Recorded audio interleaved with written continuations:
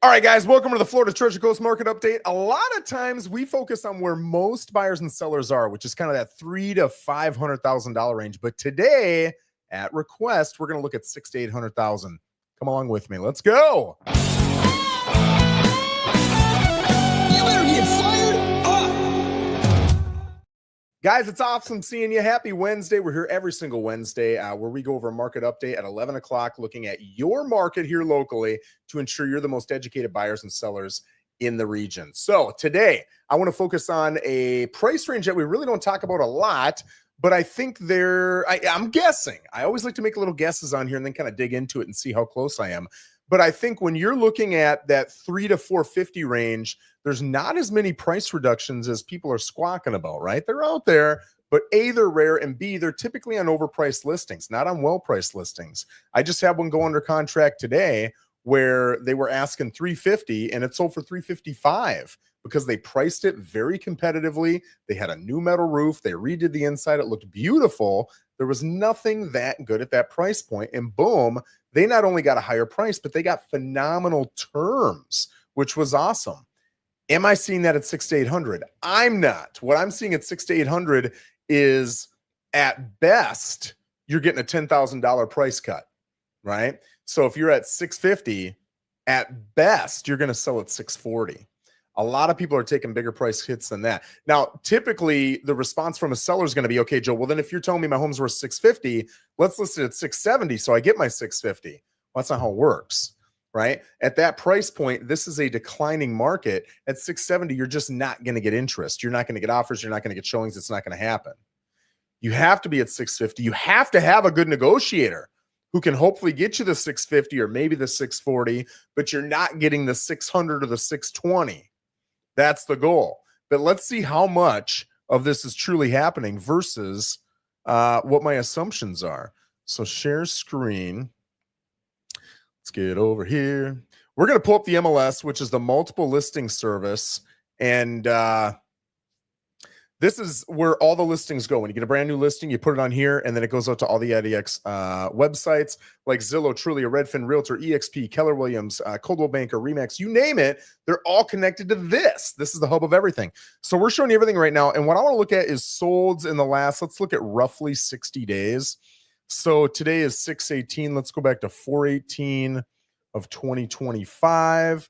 And we're looking at solds, and we're going to look at type single family home, and I'm going to go list price in fact, we'll go $599 to $800,000. So roughly 600 to 800, but I'm pulling a few there at $599. So we had 58 sales. Awesome. First thing I want to look at, and I'm not a huge fan of looking at averages, but I'm going to look at averages. Let's look at what the average asking price was versus the average sales price and see what that's looking like. View. Okay, so the average ask price is $678,704. You can see it right here. And the average sales price for homes that sold in the last 60 days in Port St. Lucie, priced between $599 and $800, is $654,327. So we're going to take $654,327 divided by $678,704, and you're looking at 96.4% is what you're getting. Okay, so on let's say a $700,000 home, you're getting $674,855. Let's just call it $675. You're taking a $25,000 price hit on average. That's not your best. That's not your worst. That's your average. However, I guarantee there's someone who took some pretty big hits here that's pulling that average up a little bit. So let's come back and actually look at these 58. Why did I think it was 59? These 58 sales. And what I'm going to do is I'm going to put them in order of list price to sales price. Okay. So we've got, where'd it go? Where did it go? Didn't I just have that list price to sales price? Am I going nuts? Oh, here it is. Why did they move it? I don't know why they moved it. But anyway, so you can see out of 58, how many is this? 1, 2, 3, 4, 5, 6, 7, 8, 9 of them 9 out of 58, so maybe 8-9% sold for over asking. Over asking, okay? Now right here, 680, I got to go over here. 24 out of 58, let's see what that is. 24 divided by 58. 41% got asking price or more. Okay? 41%, meaning 58, 59% got less than their asking price. Now let's look. That's not going to help me. So let's look at this one at 680, and I want to see how many days on market these homes that sold for 100% or more typically sold in. You can see, and I'm looking at the cumulative, right? 26, 22, 52, 57, 87, 57, 117. So with 1, 2, 3, 4, with 4 exceptions, 4 total exceptions, you've got, where was it, number 24? You've got 20 out of 24 of the homes that sold at 100% or more, 20 out of 24 sold in double digits days, 99 days or less. The other 4, it took 3 digits, right? Over 100 days. Let's compare that to this next set, right? And we'll come back to that. Give me a second here. But let's see kind of where these are. 99%. There's a lot at 99. There's a couple at 98, 97, 94, 93. And then you get a couple at the bottom here. 2 at 92, 1 at 91, 1 at 85, 1 at 69% of what they were asking. All right. And there might be a lot of reasons for that. I've had situations where, hey, we've got this beautiful home, inspection comes, and we've got just the roof is garbage. The AC doesn't work. We got mold in the wall, but the buyer's still interested. And we either drop the price significantly or we got to look for another buyer and disclose all those issues, right? That's going to be a challenge. So that might be what happened. We're not 100% sure. But you can see that a lot of these homes are selling for close to 100%, but not quite 100%. But let's look at the days on market for these. And I want to come up to the top first. I know 24. Okay, so right here, this top one is where you're starting to get less than. You can see 99% less than. Let's see how out of all of these, which it is 24 from 58 is 34. Out of 34, how many took more than 100 days? 1, 2, 3, 4, 5, 6, 7, 8, 9, 10, 11, 11 out of 34. So 11 out of 34 is 32% compared to those that sold at 100% or more. It's literally half that at 16%, where it took at least 100 days to sell. So what's the point in sharing all that? The point is, when you're overpriced, when I tell you, hey, your home is worth $650, and you say, well, I know I'm going to take a hit, so let's come up to $675.